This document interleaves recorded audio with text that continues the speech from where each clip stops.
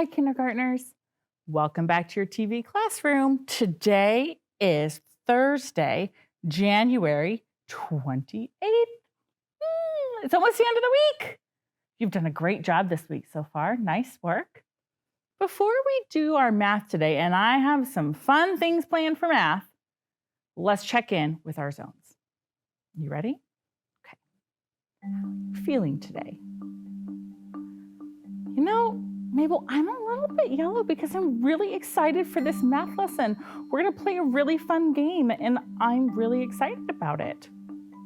But I'm not too much in the yellow that I can't focus, so I'm okay. I'm still in the green zone, just a little bit excited. How are you feeling at home today, kindergartners? Thank you for sharing. Well, we're going to look at some tens frames and figure out how many we see, and then we're going to play a game together. Are you ready? Here we go. How many do you see? How do you see 4, Mabel?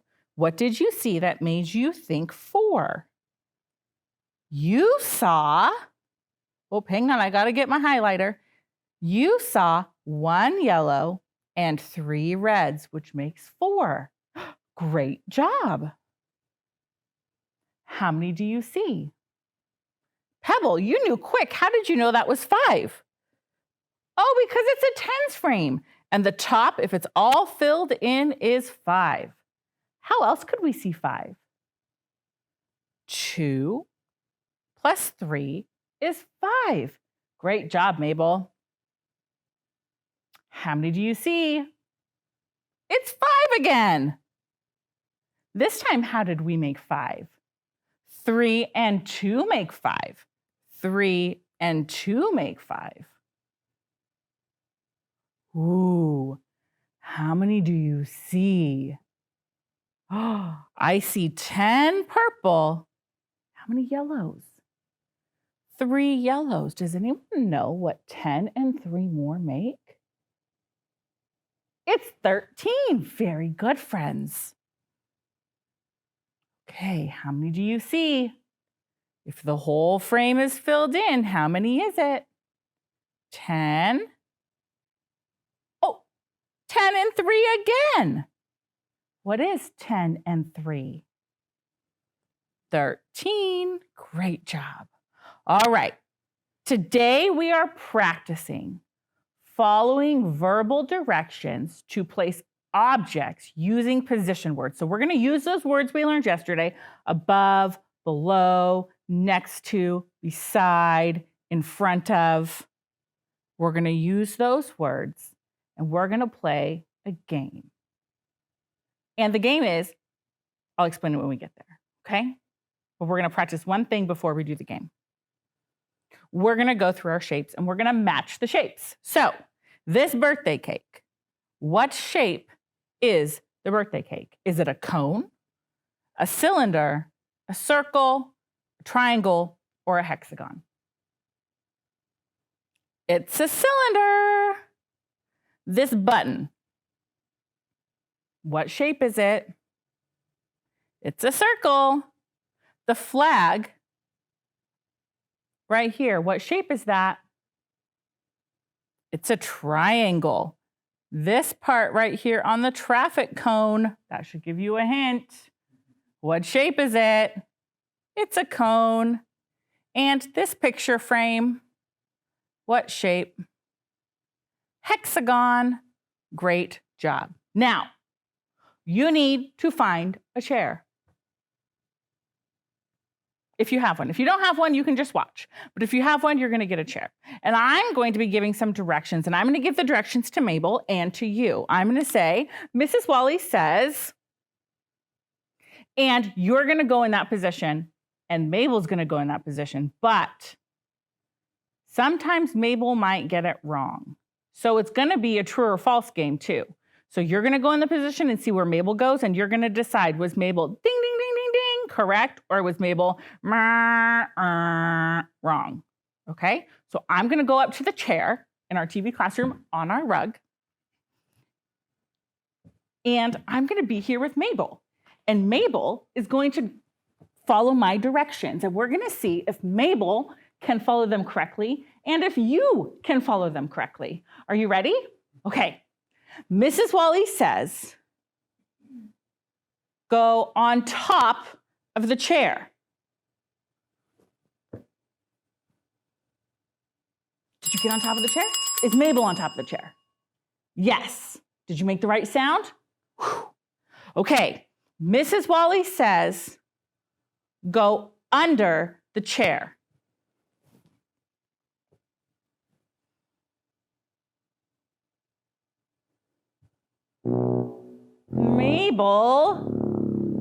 Mabel, try again. Mabel, that's not under the chair. Well, I know that you're down on the floor, but you're not actually under the chair yet. Okay. No, that's still not under the chair, Mabel. Mabel, you're not, it's okay, Mabel.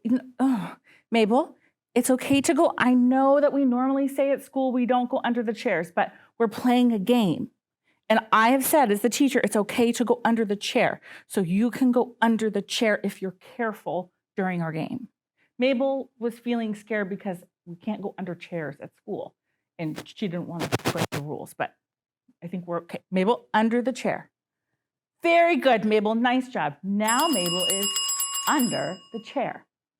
Okay, Mabel.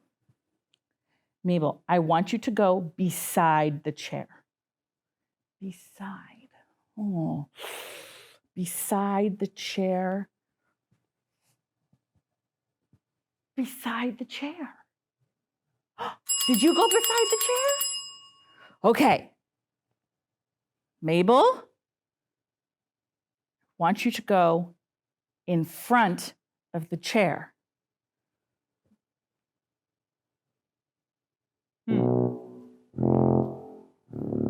Friends, what does Mabel need to do? Mabel, I know you're in front of the back of the chair, but I want you in front of the whole chair. What should Mabel do? Tell her. What is she? Did you hear them?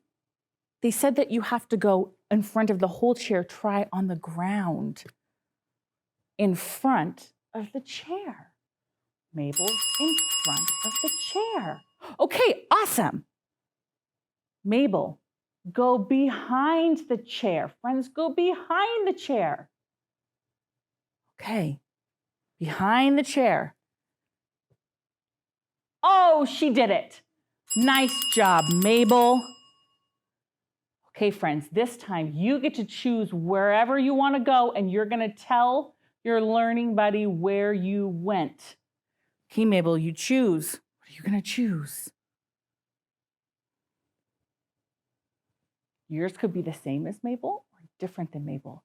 Okay, Mabel, tell me, where are you?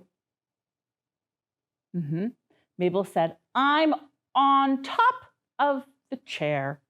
What's another way to say on top of, Mabel? I am above the chair. Oh, here's a word. Are you ready? Go below the chair. Below.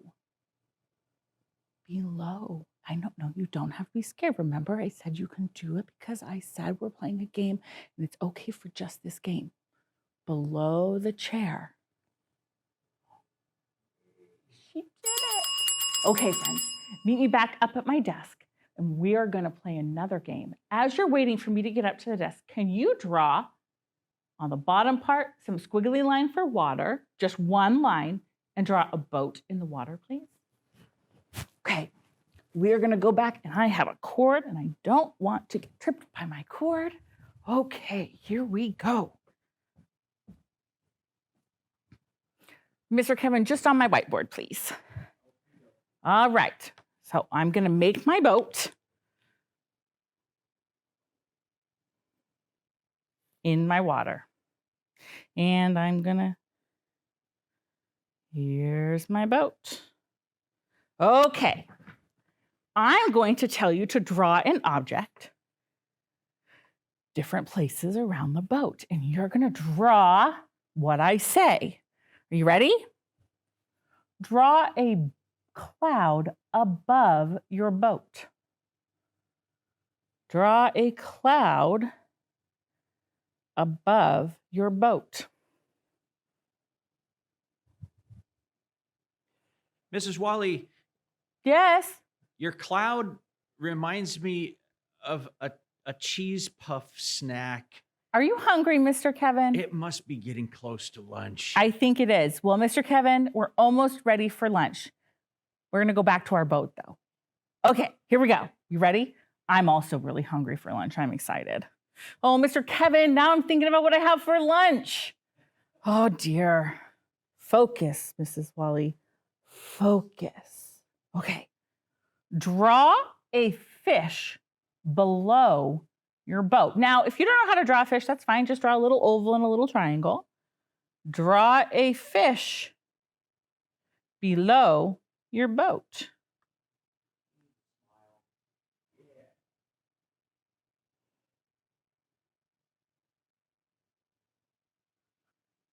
Draw a buoy, that means a little like floating ball, beside your boat. Draw a buoy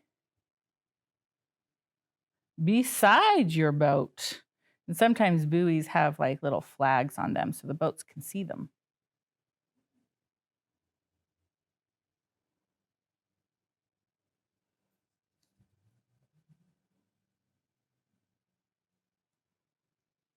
Draw a swimmer behind your boat, but just have their head sticking out so we know they're there. Draw a swimmer behind the boat, swimming. They're swimming. They're behind the boat. So they're not under the boat. They're safe. We just see it coming out from behind the boat. Okay. We did it. We did above, below, next to, behind. Excellent job, friends. Mr. Kevin, we can go ahead and look at the PowerPoint. Okay. You ready? I'm going to draw where do you think actually, where would we put a bird? Where would we put a bird in relation to a tree? Where might we put a bird? We could put the bird with the cat, number 3, next to the tree. We could put the bird, number 2, in front of or on the tree. Or we could put the bird 1 below the tree. Where would you put the bird? 1, 2, or 3? I would put the bird at 2, in front of the tree, flying right here in front of the tree. Where would you put the worm? I definitely wouldn't put the bird with 2. That wouldn't be good. And I wouldn't put the worm with number 2 with the bird. Where would you put the worm? With the cat or under the tree? Where would we find a worm? 1, 2, or 3? 1, under the tree. Excellent job. Now, friends, you have a work page to do. What I would like you to do is have someone, if you can't read the words underneath it, have someone who can read the words at your home, read you the directions, and you're going to draw the pictures like they say. They're going to ask you to draw a cloud above the house and something next to the house and beside the house and below the house. And you're going to draw those things. Okay, that's your homework for today. There, I did it again, Mr. Kevin. Do you see it? Mrs. Wally needs to make mental note that when I have practicing learning intentions, today we practiced following verbal directions to place objects using position words. We listened for the position word and we placed or drew an object by following the directions. Before you go, you need to make sure to gather your materials before you take your break. You will need your pencil, your learning notebook, and your learning buddy for your time with Miss Oslin today. If you would like to contact us here at the TV Classroom or send us some work, we would love to see it, and here are the details to do that. You can send us an email at tvclassroom@tacoma.k12.wa.us or to this address here on your screen. Friends, it's time for your break. Have a great break. Gather your materials, and I will see you tomorrow. Bye.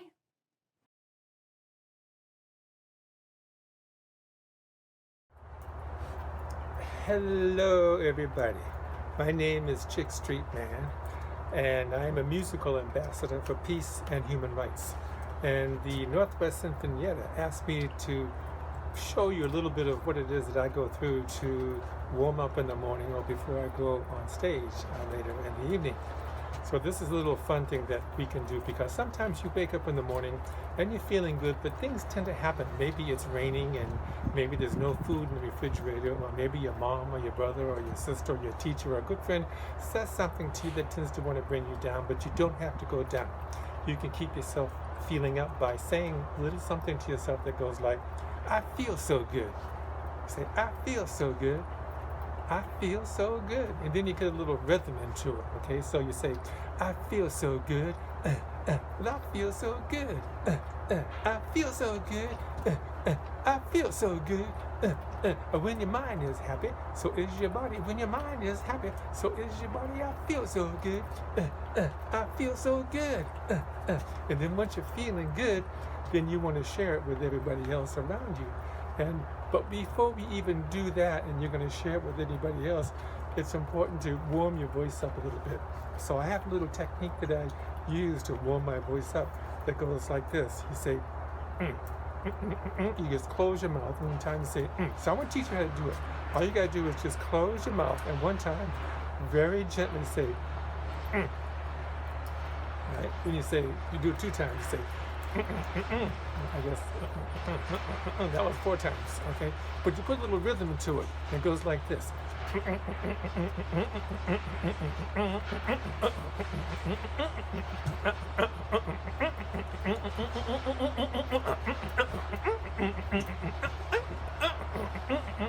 So that later on in the evening, when you're hungry and you're back home, and there's no food on the table, you can say, where the dinner, mama?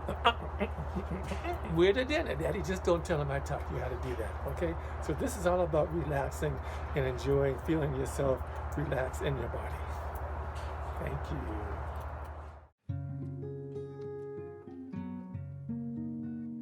You know, sometimes you may be feeling up and sometimes you may be feeling down. But I believe there's always going to be some love coming around.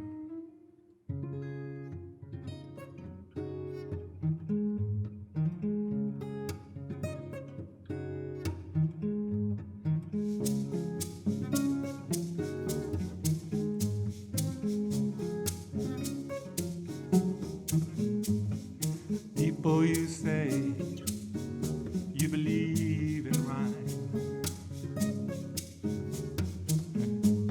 and dancing away the time. But when you hear the music calling, you keep on stalling, you got to let go. Rhythm high, rhythm low. Rhythm high, rhythm low. Now when you get that feeling, let me tell you what love can do. It'll swell up in your body, then slip on away from you. So when you feel the river rising, your soul capsizing, you got to let go. Rhythm high, rhythm low. Rhythm high, rhythm low. Believing you just can't keeping on. It's gonna make you a little bit wary, whether you're right or wrong. But like a vine inclined to keep on clanging and to keep on swinging, you got to let go. Rhythm high, rhythm low.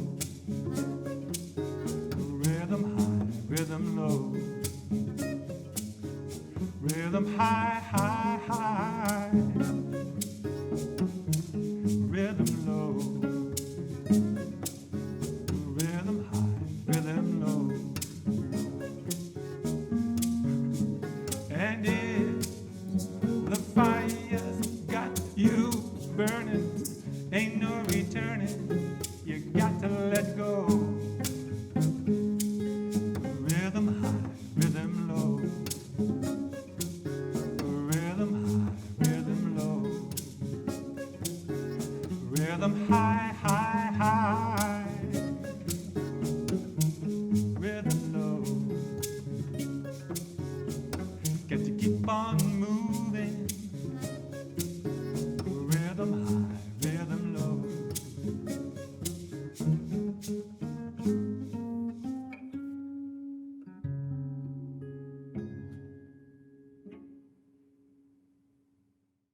Hi, kindergartners. Welcome back from your break. I see that you practiced gathering your materials and being ready to go for our TV classroom.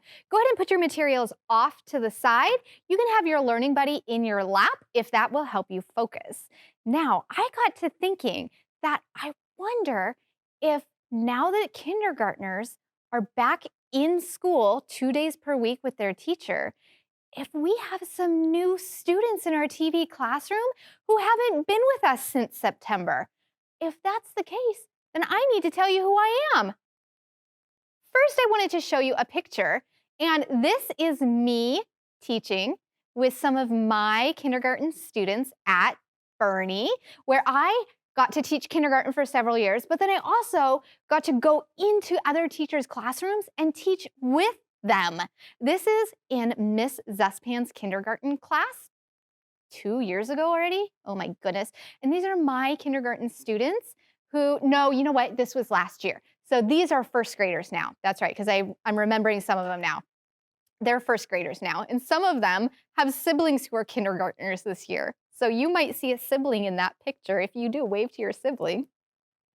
Anyways, oh, my name is Mrs. Oslin, and I am so excited to read and write and think and speak with you this year. Most of our time together could be when you are doing your independent learning, which means today isn't a day when you go to school and see your teacher. Today is a day when you get to see Mrs. Wally and me and Mr. Kevin, and you get to learn with us in our TV classroom. A lot of the things that I'm going to be talking about are very similar to what you are doing when you are with your teacher in your classroom. But some of the things that we do are going to be a little bit different. There's different routines and procedures, different things that we do when we come together. What is the same is that we will listen, share, read, and write.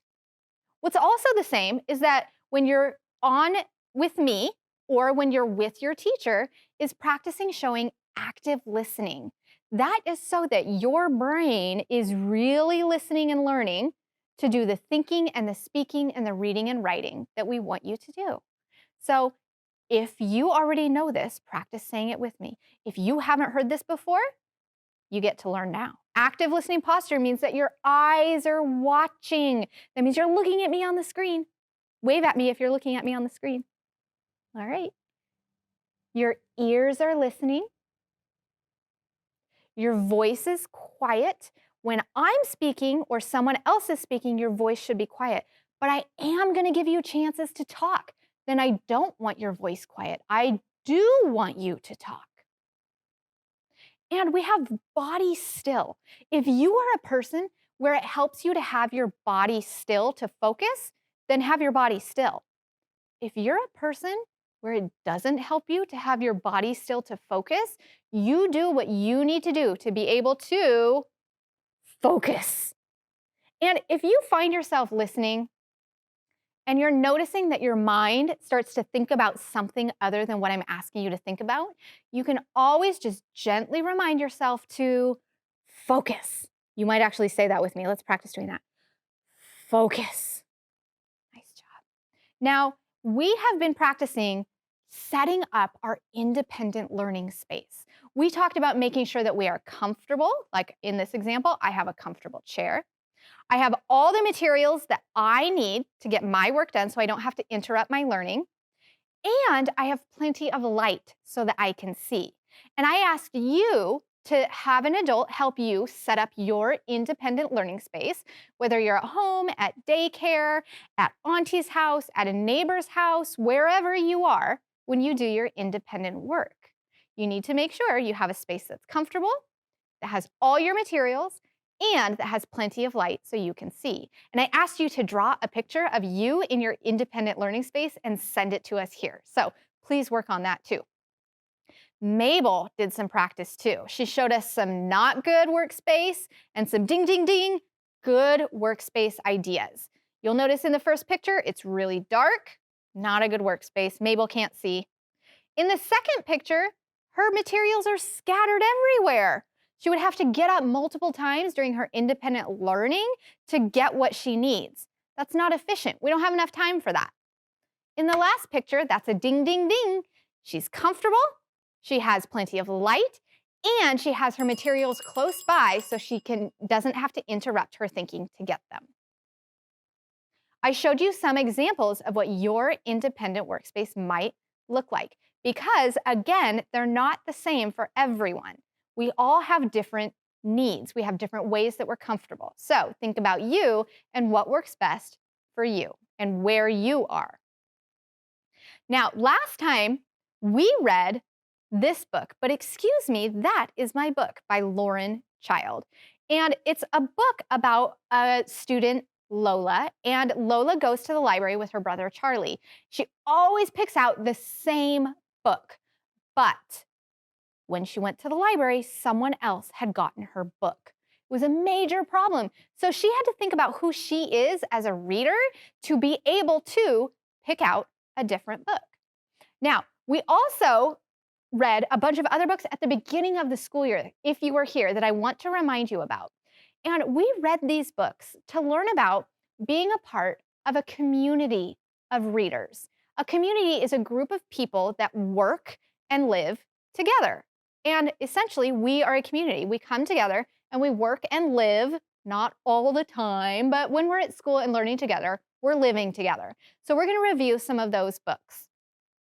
We read We're Going on a Book Hunt by Pat Miller, and the pictures were by Nadine Bernard Westcott. And this is about a group of bears that goes to the library, and it taught us all about picking out books and how to choose books, how to turn the pages, how to put a book back if we decide it's not the book for us. That's part of being a member of a reading community also. We read This Wild About Books by Judy Sierra. Do you remember it was about a librarian who took her bookmobile into the zoo, and the animals loved the books, and they all liked different kinds of books. It's interesting how we can all have different interests in what we read. Today, we are learning to be part of a community that values listening, sharing, learning, and reading. And when we say we value it, we mean it's important to us as a reading community at your class, but also here in TV Classroom. It's important for us to listen to each other, to share with each other, to learn with and from each other, and to be strong readers. Now, when we come together, when I say we value listening, that means we keep our eyes on the speaker, we listen to the speaker, and we think about the words and the questions that I'm asking. When we share, you do share your ideas, you do talk about the book and think about the book, and if you have someone with you who's also going to be sharing their ideas, you are listening to their ideas because, again, we value listening and we value learning. You're probably going to learn something from them. Now, what does that mean when you're with me? I might be on your TV right now. I might be on a computer. I might be on your tablet or on a phone. Any of those, in order for you to be a strong member contributing to our community, the sound needs to be on. You need to be able to hear me. So your speaker should look like this. It should not look like this. Now is not the time to mute me. Remember, we're a community together. We value listening. We value sharing. So now is not the time to turn the sound off on your computer or your phone or your tablet, whatever device you're using. That's part of being a strong listener. Now, today we're going to listen to this book, How Rocket Learned to Read by Tad Hills. And, our slideshow might have a mind of its own. So you're really going to want to watch and listen. You're going to practice those strong listening skills. Here we go. This is about a dog named Rocket. And at first, it's time for school, and he's not interested. So let's learn how his teacher gets him interested. Rocket loved to play. He loved to chase leaves and chew sticks. He loved to listen to the birds sing. Every fall morning after chasing leaves, Rocket would lie down in his favorite spot under his favorite tree.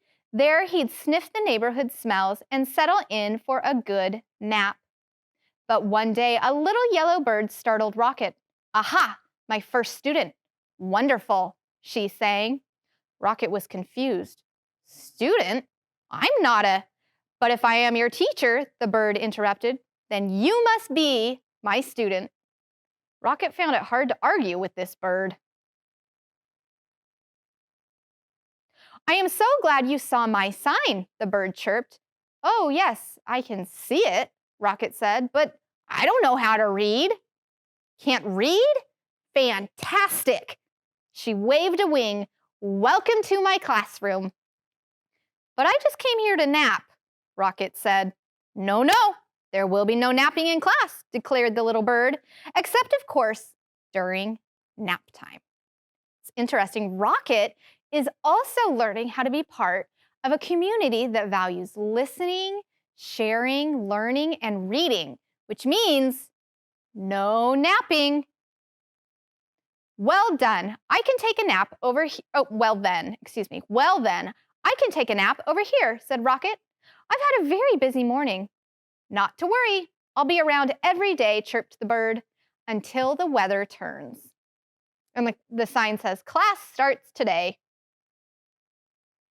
As Rocket breathed in the crisp air, the yellow bird hung her banner. "Ah, the wondrous, mighty, gorgeous alphabet," she marveled, "where it all begins."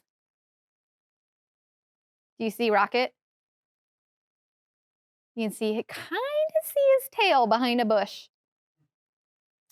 Opening up a book, the bird began to read. She sang out the story of an unlucky dog named Buster who'd lost his favorite bone.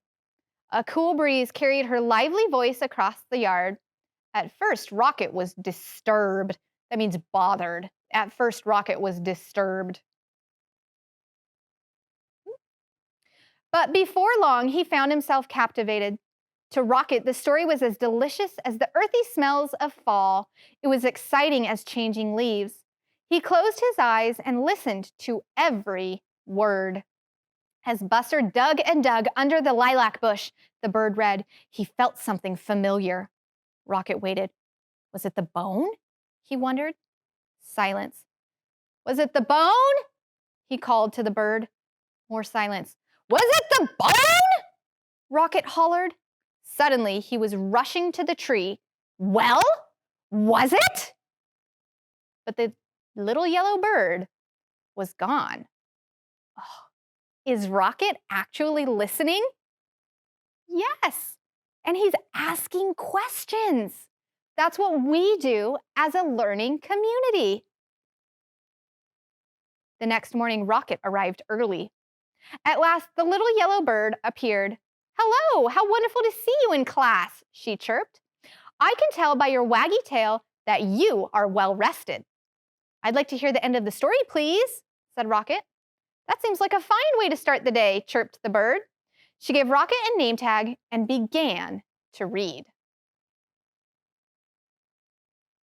Every day, Rocket returned to the little yellow bird's classroom. In the morning, the bird taught him a new letter. until he had learned all of the wondrous, mighty, gorgeous alphabet. Together, they sang out the sounds that each letter makes and spelled the sounds they heard around them. With G and many R's, they spelled Mr. Barker's growl. Grrr. Do that with me and listen to the sounds. Grrr. That's G with many R's. Grrr. Grrr. They spelled the sound of the wind, which was growing colder by the day. Whoosh. Soon they were spelling words like F-A-L-L for the gusty time of year. That's the word fall. And R-E-D for the color of the leaves, red. And each afternoon, the bird read a story. She read stories about dogs and birds. She read about leaves changing colors and about birds flying south for the winter. Lots of different types of books. Then one day the weather turned and the letter banner disappeared. See you again in the glorious spring, the bird sang. And as she flew into the wintry sky, she called, don't forget, words are built one letter at a time. We're learning that too. The days grew shorter and the leaves fell from the trees. The grass became crunchy. Soon Rocket's classroom disappeared under the snow. He remembered the little yellow bird's alphabet and practiced his letters. Rocket thought about the bird's sweet chirp while he sounded out words ig, dig, and wind, wind, and old, cold. He made new friends and spelled their names. Hello, E-M-M-A, Emma. Hi there, F-R-E-D, Fred. He spelled everything.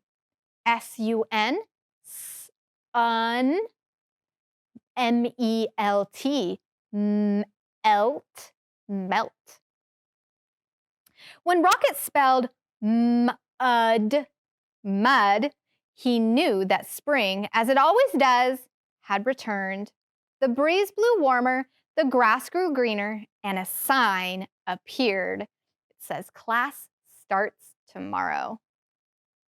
Early the next morning, Rocket rushed to his classroom. As he waited, he spelled W-A-G, wag, wag. Soon the little yellow bird arrived. Aha, my star student, she sang. How wonderful to see you. I can tell by your waggy tail that you are ready for class. And the sign says, welcome back, Rocket. Did your teacher hang a sign that says welcome back, or did you find your name written somewhere in your classroom? I bet you did. Then together they began to read. They read stories about birds flying north in the spring. They read about picnics in the warm sun. And they read about Buster, the lucky dog who found his bone under the lilac bush.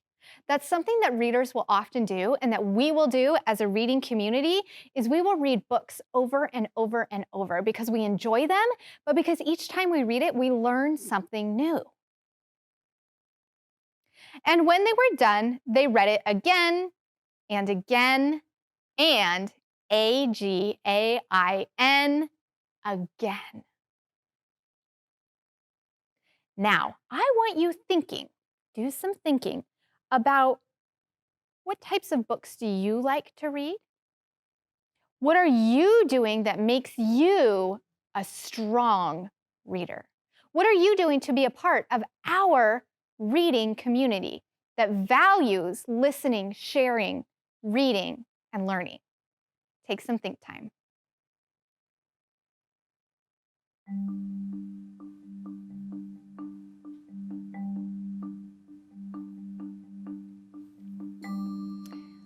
Mabel, I'm a strong learner because I'm listening. I keep my eyes on the speaker. I have the volume on so I can hear. I was listening to the story. I was thinking about the words and thinking about how I gathered my materials, I was answering the questions, I was sharing, and I was listening, and I definitely learned. Today, we are learning to be a part of a community that's part of a group that works together, that values listening, sharing, learning, and reading. And we do that when we listen, share, read, and write. So you are going to go off to do your independent work today. You're going to make sure that you're in your independent work space that's comfortable. You have your materials and plenty of light, and you're going to read. You're going to practice reading to yourself every day. You'll remember the 3 ways to read a book. You can look at the pictures. You can be like Rocket and practice listening to sounds. You can look for letters you know in your books and read them. You can also practice retelling the story. You can turn to your learning buddy and tell them what's happening in the story. Your independent writing today is after you've done your reading. Your independent writing is to draw a picture of you being a strong reader.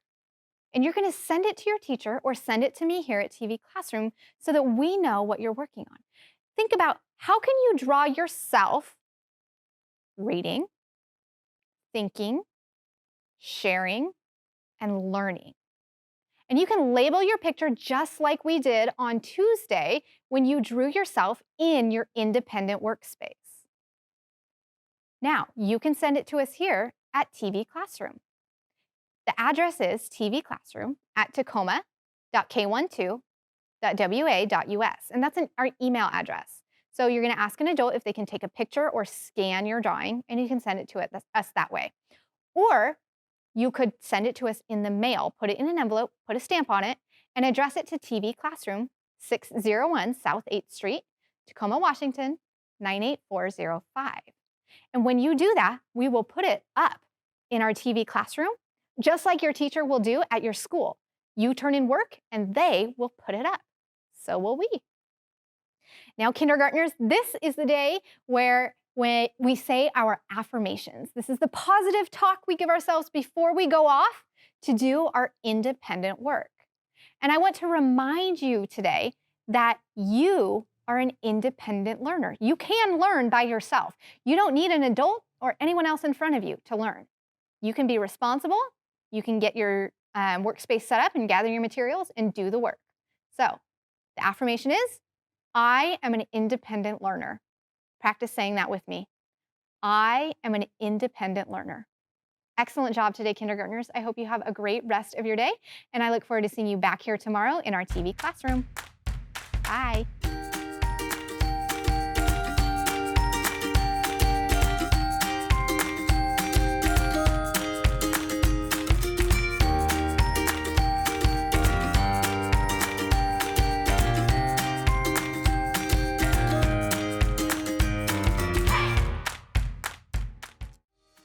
Hey kids, we want to see your work. Just send your pictures and your stories to TV Classroom, 601 South 8th Street, Tacoma, Washington, 98405.